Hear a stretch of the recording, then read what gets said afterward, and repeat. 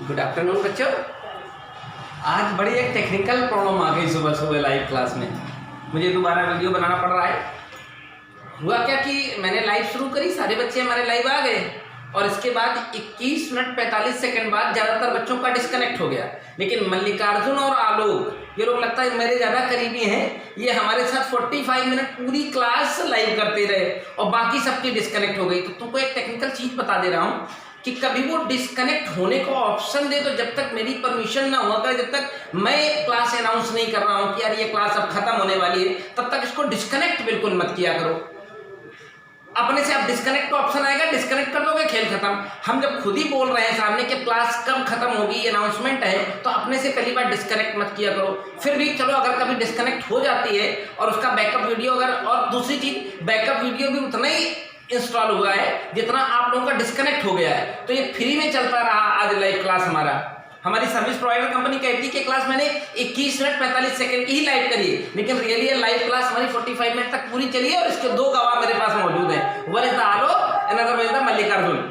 तो दो लोगों ने इस क्लास को लाइव किया और बाकी सब लोग डिस्कनेक्ट हो गए। तो डिस्कनेक्ट जब तक अपने से ना हुआ जाया करे तब तक बिल्कुल अपने से कोई छेड़छाड़ बिल्कुल मत किया करो। और फिर जब मैं कहूं कि अब ये क्लास खत्म, तो फिर मैं अपने आप उस सेशन को बंद कर दूंगा तो बंद हो जाएगा वो। That's all. चलो कोई बात नहीं, हम इसलिए इस क्लास को दोबारा ले आ रहे हैं। उसका कारण है आज जो मैंने पीछे बताए दो सवाल, वो इतने जबरदस्त क्वेश्चन थे, इतने जोरदार सवाल थे वो दोनों, कि बस आपको गौशर्म का जान उसी सवालों में था। तो उसमें से एक सवाल जो रह गया था, वो एग्जाम्पल हमारी मैं सर और हाथ में उठा रखा था, उसमें एक क्वेश्चन था, मैं उसको आज एग्जाम्पल 1 के तौर पर ले आता हूँ। उससे कोई मतलब नहीं थी कि कहाँ था कहाँ नहीं था, मैं उसे आज का एग्जाम्पल, इस वीडियो का एग्जाम्पल 1 बना देता हूँ उसे। 3 क्वेश्चन रह गए थे, वो तीनों बहुत जबरदस्त सवाल थे। ठीक, तो आज मैं उसे एग्जाम्पल 1 बनाया था, जहां से वीडियो आपकी ड्रॉप हुई है वहीं से मैं कंटिन्यूअस कर रहा हूं। वो अगला सवाल एक था कि अगर एक हमारे पास क्यूब है, घन,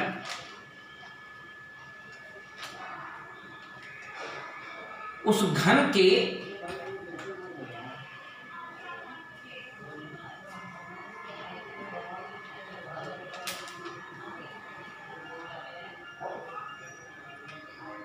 कॉर्नर पर नहीं, घन के सेंटर पर एक पॉइंट चार्ज क्यू रखा हुआ है। घन के सेंटर पर एक पॉइंट चार्ज क्यू रखा हुआ है और इस पॉइंट चार्ज की वजह से जो इसके सेंटर पर रखा हुआ है, कितना फ्लक्स किसी एक सरफेस से पास होगा ये आपको बताना था। तो किसी भी क्लोज सरफेस से पास होने वाला इलेक्ट्रिक फ्लक्स सचान सर ने बताया, गॉस थ्योरम ने बताया कि net charge upon epsilon not होता है। Net charge upon epsilon not. तो आपको पता है इस घन के अंदर नेट चार्ज क्यों बैठा हुआ है, और प्रश्न पूछा गया था किसी एक फलक से। तो आपको पता है घन में 6 फलकें होती हैं, 1 2 3 4, एक फ्रंट की एक बैक की 6।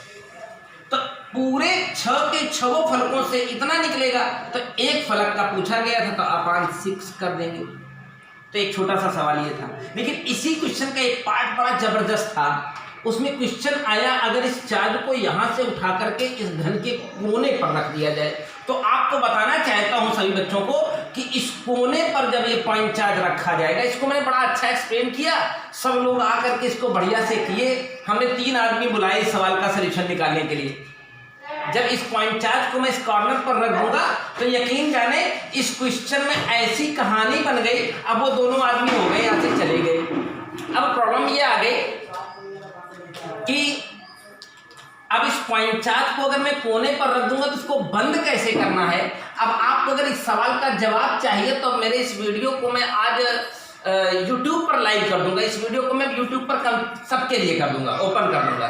और जो बच्चे इस वीडियो पर ये चाहते हैं कि इस कॉर्नर पर रखे पॉइंट चार्ज की वजह से फ्लक्स कितना पास हो जाएगा, तो फिर वो कमेंट करें और फिर मैं उन्हें डिटेल कल की लाइव क्लास में डिस्कशन करूंगा कि ये पॉइंट चार्ज बहुत खूबसूरत सी थॉट है, बहुत जबरदस्त है। मतलब इस पॉइंट चार्ज को यहाँ सेंटर पर रखा है तो बड़ी आसानी से समझ में आता है कि 6 फलकों से निकलने वाला टोटल फ्लक्स इतना, तो एक फलक का इतना। लेकिन अगर इसको उठा के कॉर्नर पर रख देना तो एकदम कयामत है दोस्त, कयामत। तो कल की क्लास जब पहले शुरू करूंगा लाइव, तो सबसे पहले इस सवाल का जवाब मैं आपके लिए लाऊंगा कि अगर एक पॉइंट चार्ज को इस कॉर्नर पर बैठा दिया जाए, पॉइंट चार्ज को इस कॉर्नर पर बैठा दिया जाए तो इसका फ्लक्स कितना होगा, कैसे होगा, तो कल की क्लास में जब मैं आपके लिए लाइव आऊँगा तो आपको बताऊँगा और दिखाऊँगा। फिलहाल उसका आधा पार्ट हो गया है, लेकिन आपको ये लाइव आके मैं कल बताऊँ, इसके लिए आपको करना पड़ेगा मेरे इस वीडियो पर कमेंट, बहुत ज़बरदस्त है। लेकिन आज की जो और सवाल है, अगर इस पॉइंट का जवाब चाहते हो कि इस पॉइंट चार्ज को इस कॉर्नर पर रखा जाए, तो मैं आपको आंसर बता देता हूँ, Q/24ε0 होगा। लेकिन फिजिक्स के बड़े बड़े योद्धाओं के लिए, बड़े बड़े बच्चों के लिए, बड़े बड़े विद्यार्थियों के लिए और बड़े बड़े मास्टरों के लिए ये Q/24ε0 आंसर तो है, लेकिन वो आया कैसे, टास्क और चैलेंज होता है कि सवाल सॉल्व कैसे किया जाए, वो भी वीडियो में। अगर आप फिजिकल और लाइव होती तो बता देता मैं तुरंत, लेकिन वीडियो के साथ बहुत कठिन होगा, बहुत मुश्किल होगा। कल मुझे कुछ इंतजामात करने पड़ेंगे। वैसे हमने सवेरे एक्सप्लेन किया है, अगर ना हो तो मल्लिकार्जुन और आलोक से पूछ सकते हैं कि क्वेश्चन एक्सप्लेन हुआ है कि नहीं, लेकिन कल फिर करूँगा। इसके लिए आपको आज के इस यूट्यूब के वीडियो पर कमेंट करना होगा कि मुझे बताया जाए कि इस कॉर्नर पर रखे हुए पॉइंट चार्ज की वजह से जो फ्लक्स होगा, इलेक्ट्रिक फ्लक्स जो पास होगा, Q/24ε0 कैसे हुआ। तो इस सवाल का आधा हिस्सा आप तक पहुंच गए, आधा कल की वीडियो में लाइव होगा। Okay, thank you. आगे चलते हैं। अभी हमारे पास आज के दो बहुत अच्छे प्रश्न हैं, जिसके लिए मुझे विवश होना पड़ा आज का ये वीडियो आपके लिए लाने को। तो आज के दो सवाल मेरे पास हैं, ये दोनों सवाल हमारी एनसीईआरटी से हैं। एक तो तुम्हारी कुमार मित्तल में एग्जाम्पल 7 है, उसका डिस्कशन कर रहा हूँ। तो चलिए इस वीडियो को मैं बना देता हूँ, अच्छे से वीडियो बना करके इसको अभी यूट्यूब पर अपलोड कर दूंगा पूरी तरह से, और बाकी लाइव क्लास में फिर कल से कंटिन्यूअस। ओके माय डियर, ये एनसीईआरटी का एक बहुत शानदार एग्जाम्पल है। फिजिक्स में एनसीईआरटी का शायद एग्जाम्पल 6 जो भी हो, अब आप देख लेना जा करके। एग्जाम्पल का नंबर मुझे याद नहीं, किताब मेरे पास है नहीं, तो मैं इस क्वेश्चन को आपके लिए लाइव कर रहा हूँ। बहुत खूबसूरत सवाल है, ये आज का सबसे बेहतरीन क्वेश्चन है। और आज का ही नहीं, मैं फिर दावा करता हूँ कि अगर आप गॉस थ्योरम में जाओगे तो इससे बेहतरीन क्वेश्चन पूरी गॉस थ्योरम में दूसरा नहीं है। राइट, देखो पता है आप, ये प्रीत है मेरे साथ अकेले बैठ के, सोचिए मेरी वीडियो बनवाता है। आप इमेजिन कर सकते हो, उसको दिखाऊं? देखो इसको दिखाता हूँ भी तुम्हें मैं।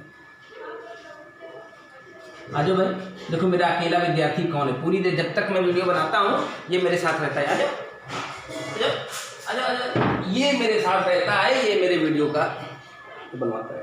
देखो उसके पसीना आ रहा है, अकेला स्टूडेंट है ये। भाई करो मुझे हाय, ऐसे शर्मा क्यों रहे हो? यहाँ तो बैठो आराम से, गम्मी लग रही है। क्वेश्चन बहुत सुंदर है रियली। देखें विद्यार्थी, आप देख रहे कैसा बैठा रखा है हमने। जब मैं ये वीडियो बनाता हूँ ऑफलाइन वाला, तो ये अकेला विद्यार्थी होता है मेरी क्लास में। आज का सबसे बढ़िया, कोई लॉकडाउन ना होता तो बहुत सारे लोग होते। इस ट्यूब की साइड ए बताई गई है,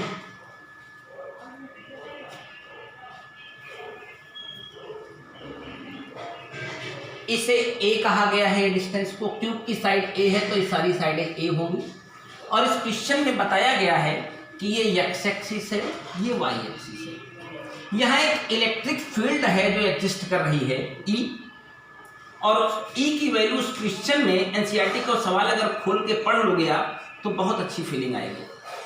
अब सोचिए इलेक्ट्रिक फील्ड, अभी तक तुमने जब तक इस चैप्टर को पढ़ा, इलेक्ट्रिक फील्ड पढ़ा, पोटेंशियल पढ़ा, गॉस थ्योरम पढ़ा, जब भी कहीं पढ़ा तुमने तो इलेक्ट्रिक फील्ड को तुमने ऐसे देखा होगा कि ई की वैल्यू भाई 300 हो गई, 500 हो गई, कुछ भी हो सकती थी। लेकिन ई की वैल्यू का एक अजीब सा फंक्शन दिया हुआ है, e equal to alpha x की पावर 1/2।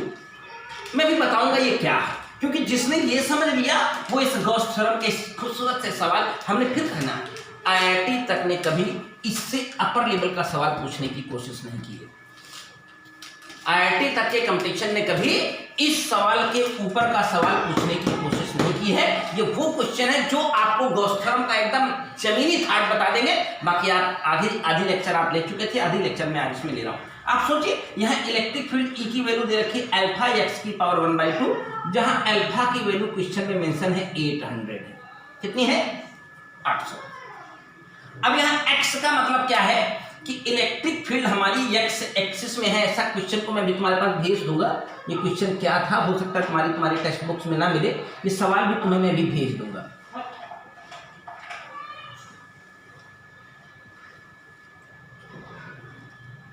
यहाँ एक इलेक्ट्रिक फील्ड एग्जिस्ट कर रही है E, और उस E का मान अल्फा इंटू एक्स की पावर 1/2 है, यानी अल्फा की वैल्यू अगर मैं यहाँ लिख देता तो 800 इंटू एक्स की पावर 1/2। अब यहाँ x क्या है? x का मतलब मूल बिंदु से ये दूरी है, ओरिजिन से वाली डिस्टेंस है। तो ओरिजिन से अगर इस डिस्टेंस की बात करेंगे आप, तो ये डिस्टेंस आप जैसे जैसे आगे को बढ़ेंगे तो ये डिस्टेंस बढ़ती जाएगी। देखें आप, ये ओरिजिन है, तो ओरिजिन यानी मूल बिंदु से अगर इस जगह की दूरी कहूंगा तो ये a होगी, और आगे जाऊंगा तो ये 2a हो जाएगी। यानी जैसे जैसे हम आगे को बढ़ेंगे तो x की वैल्यू बढ़ती जाएगी, और अगर x की वैल्यू बढ़ती जाएगी तो इसका मतलब E की वैल्यू बढ़ती जाएगी। और इलेक्ट्रिक फील्ड अगर वेरी करती जाएगी तो फ्लक्स की वैल्यू में वेरिएशन आता जाएगा, यानी बदलती जाएगी। देखिए, यानी यहाँ हमसे ये इक्वेशन देख करके बता करके इशारा किया जा रहा है कि इलेक्ट्रिक फील्ड यहाँ यूनिफॉर्म नहीं है, कांस्टेंट नहीं है। देखें, अगर x की वैल्यू बदल जाएगी तो ये बदल नहीं जाएगी। तो मैं बराबर बता रहा हूं, अभी पिछली क्लास में भी बताया है कि आपको अगर इलेक्ट्रिक फ्लक्स चाहिए तो इलेक्ट्रिक फ्लक्स का बाबू एक ही फार्मूला है, phi equal to EA cos theta. इसके अलावा सचान सर ने आपको इलेक्ट्रिक फ्लक्स का दूसरा फार्मूला बताया नहीं है। तो प्रश्न में पूछा गया है, प्रश्न में बोला गया है कि एक घन x अक्ष में चित्रानुसार रखा है, घन की भुजा A है, और जो वैद्युत क्षेत्र का मान है वो E बराबर अल्फा x की पावर 1/2 से दिया जाता है।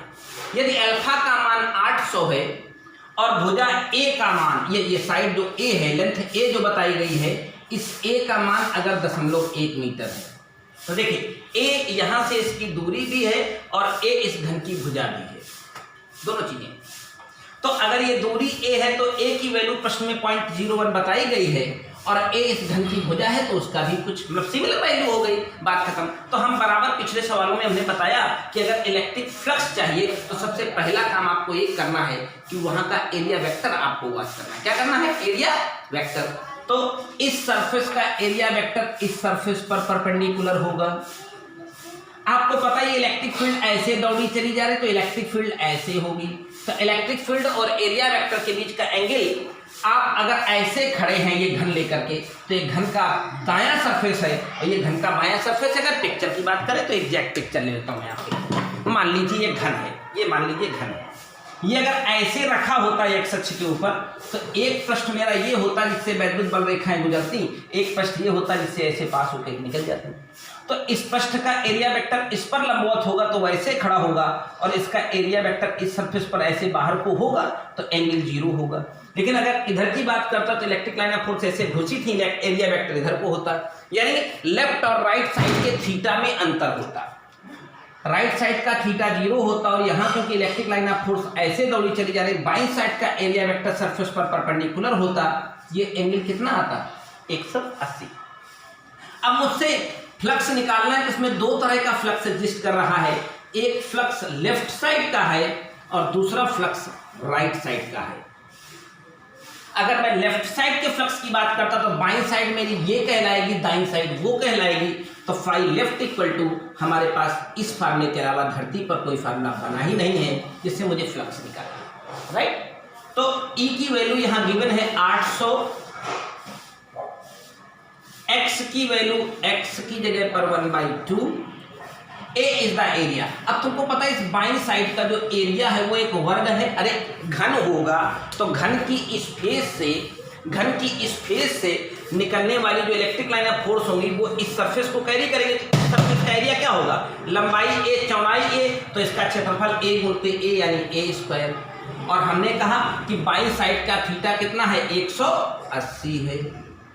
अब बस, और यहाँ यक्स क्या है? यक्स है ओरिजिन से उस बिंदु की दूरी जहां फ्लक्स चाहिए। तुमको पता है कि बायां सरफेस मूल बिंदु से A दूरी पर है तो यक्स की जगह पर A आ जाएगा, यक्स की जगह पर A आ जाएगा। तो 800 x की जगह पर a की पावर 1/2, यहाँ a स्क्वायर, a की साइड दे रखी थी 0.1, तो 0.1 का स्क्वायर, cos 180 का मान -1, a की वैल्यू 0.01 होगी, 800 इंटू 0.1 का अंडर रूट पावर 1/2 का मतलब अंडर रूट होता है, 0.01 इंटू माइनस 0.01 को 800 से गुणा करेंगे तो केवल 8 बचेगा, और 0.1 का अंडर रूट निकालते निकालते जनाजा ना निकल जाए इसलिए बता दे रहा हूँ, 0.1 अगर कहीं अंडर रूट में लिखा हुआ है तो इसे 1/10 लिख सकता हूँ, 1/10 करेक्ट है।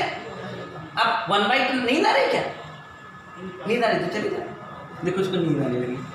अब आपको बताना चाहूँगा √10 की वैल्यू होती 3.16, अब आप इसको इससे भाग दे लेना, कोई वैल्यू यहाँ जरूर आ जाएगी, ये निकल गया 5 लेफ्ट। अब आपको चाहिए इस राइट साइड से निकलने वाले फ्लक्स की वैल्यू 5 राइट, फार्मूला तो आज भी मेरे पास वही होगा, EA cos थीटा। अब E के बारे में एक बड़ा झमेला है आज, E जो यहाँ दिया हुआ है साधारण 400 500 600 नहीं है, E की वैल्यू अल्फा x की पावर 1/2 है, x की पावर 1/2 a, यानी इस बाईं साइड के पृष्ठ का क्षेत्रफल, तो उस बाईं साइड का पृष्ठ क्षेत्रफल फिर भी से वो एक वर्ग है, तो 0.1 का स्क्वायर, उस बाईं साइड का थीटा मैंने पहले बता दिया है कि 0 है, cos 0 की वैल्यू 1 है।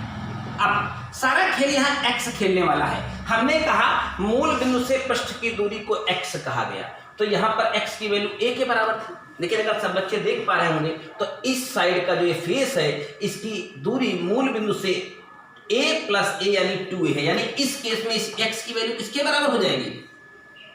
2a के बराबर हो जाएगी, इट इज 0.01 का होल स्क्वायर cos 0.1 होता है। अब बच्चे इसे फटाफट कैलकुलेट करेंगे, 800 इंटू 0.01 का स्क्वायर 0.1, 2 की जगह 2a की जगह 0.1, इसकी पावर 1/2, यानी ये तो 8 हो गया, प्लस में रहेगा और 0.2 का वर्गमूल निकालना पड़ेगा, 0.2 का वर्गमूल। अब 0.2 का वर्गमूल निकालने के लिए दशमलव उड़ा के यहाँ 10 कर दो, 2 पंचे 10 कर दो, 8/√5, 8 वो √10 था इसलिए 3.16 हुआ था, ये √5 है इसलिए 2.23 होगा। प्यार से 8 को 2.23 से भाग दे लो, कुछ आ जाएगा। आपने देखा कि ये वैल्यू जो भी आई होगी इससे कम आएगी, ये वैल्यू इससे कम होगी, भाग दे के देख लीजिएगा। हमसे टोटल फ्लक्स पूछा गया था, तो टोटल फ्लक्स बराबर 5 राइट प्लस 5 लेफ्ट। आपने 5 राइट को देखा इतना आया है, 5 लेफ्ट को देखा वो कम आया था। अब इन दोनों का जो डिफरेंस आएगा, पॉजिटिव एक नेगेटिव है, आप चेक करके कैलकुलेट करके देख लेना, पढ़े लिखे बच्चे मैंने बैठा रखे हैं, 1.05 आएगा।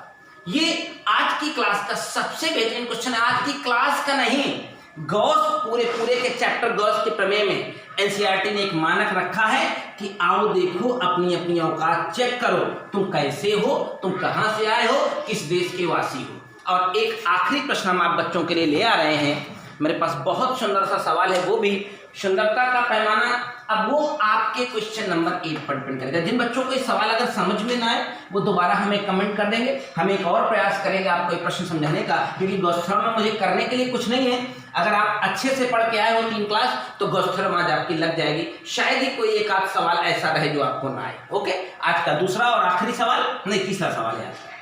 मैंने आज आपको 2 क्वेश्चन पेंडिंग छोड़े, एक वो घन के कोने पर अगर पॉइंट चार्ज रख दूं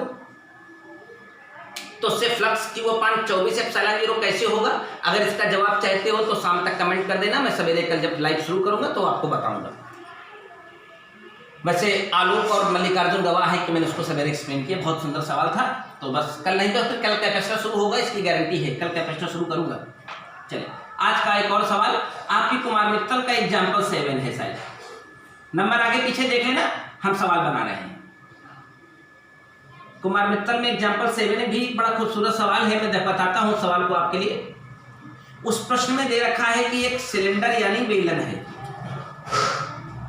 उस बेलन की त्रिज्या 5 है, उस बेलन की त्रिज्या 5 है, और प्रश्न में ऐसा कहा है कि इस सपाट पृष्ठ से निकलने वाला वैद्युत क्षेत्र या वैद्युत बल रेखाएं, इस पृष्ठ की वैद्युत बल रेखाएं आधे हिस्से की उधर को जा रही हैं जिधर मैं बना रहा हूं, और प्रश्न को पढ़ लेना, उसमें लिखा था प्लस का 200i। तो i चिल्ला रहा है कि मैं x अक्ष का वेक्टर हूं, और इस पृष्ठ की निकलने वाली वैद्युत बल रेखाएं इस पृष्ठ पर इधर को जा रही हैं, यानी आधी उधर आधी इधर जा रही है। ये क्वेश्चन को आप ध्यान से पढ़िएगा, एग्जाम्पल का प्रश्न मैंने भेज रखा है, E = -200i। ये प्रश्न में बताया, मैं नहीं कह रहा हूं।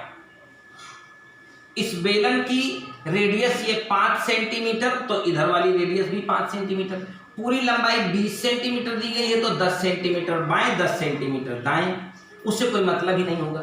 4 प्रश्न पूछे इसमें। पूछा है दोनों जो सपाट पृष्ठ यानी फ्लैट सरफेस हैं, इनसे निकलने वाला फ्लक्स कितना होगा। तो आप देखें इधर प्लीज, ये इलेक्ट्रिक लाइन ऑफ फोर्स इस सरफेस पर परपेंडिकुलर है, और इस ढक्कन का एरिया वेक्टर इस सरफेस पर परपेंडिकुलर होता ही है, यानी यहाँ E और N के बीच का एंगल कितना होगा 0। E और N के बीच का एंगल कितना होगा 0, और ये एरिया वेक्टर्स इधर जा रहे हैं, तो आप यहाँ आए, इनका भी एरिया वेक्टर और ढक्कन का एंगल कितना होगा 0। तुम्हारा पढ़ने में मन नहीं लग रहा है,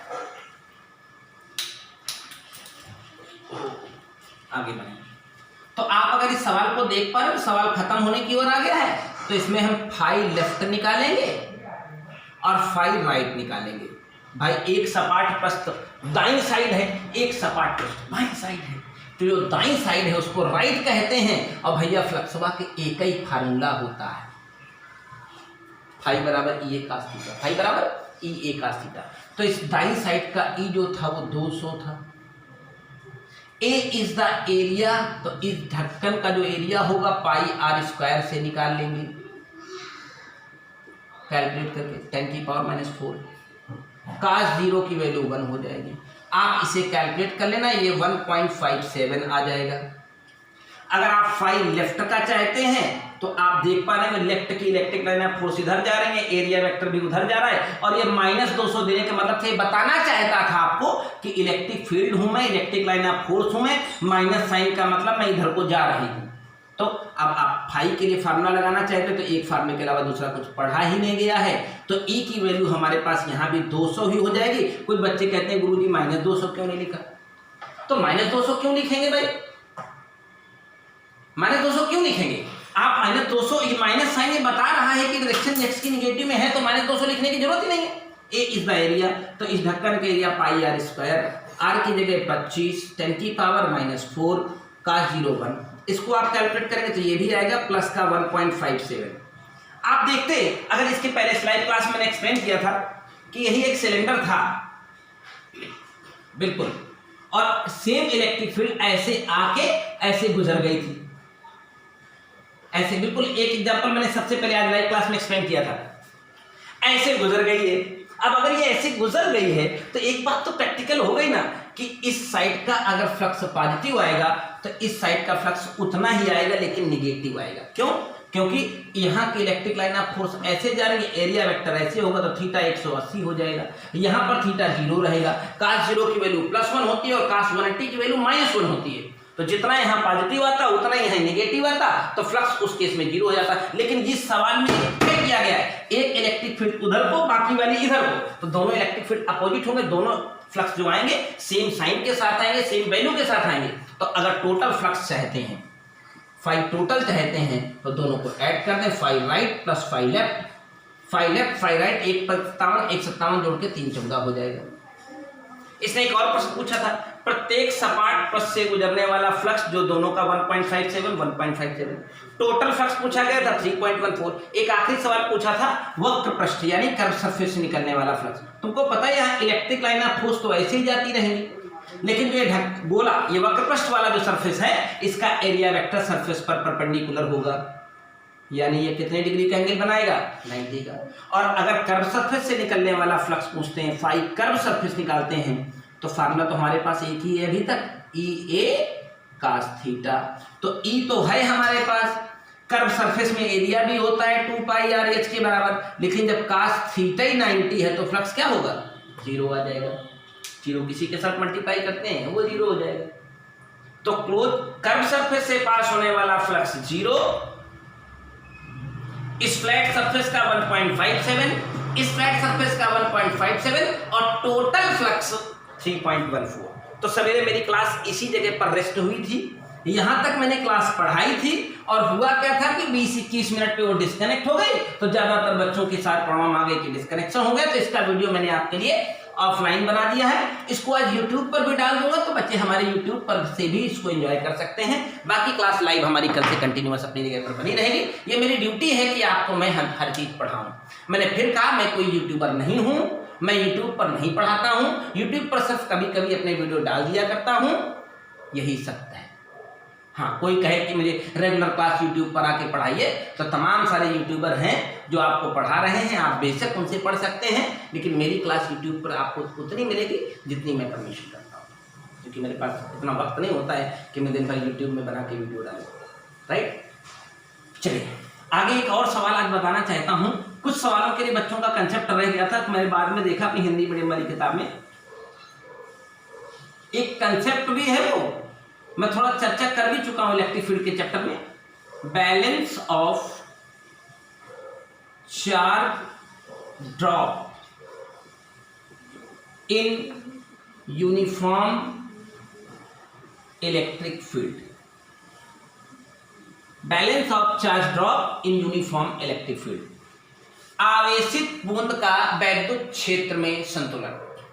आखिर कंसेप्ट है ये, अगर एक कंसेप्ट समझ लेंगे तो इसमें 5-7 न्यूमेरिकल इसी कंसेप्ट को लेकर के हैं। आपकी कुमार मित्तल पूरी लग जाएगी। मैंने भेजा, मैंने जब फोटो खींचा तो मुझे याद आया कि अरे ये सवाल छूट, ये कंसेप्ट छूट गई है। तो चलिए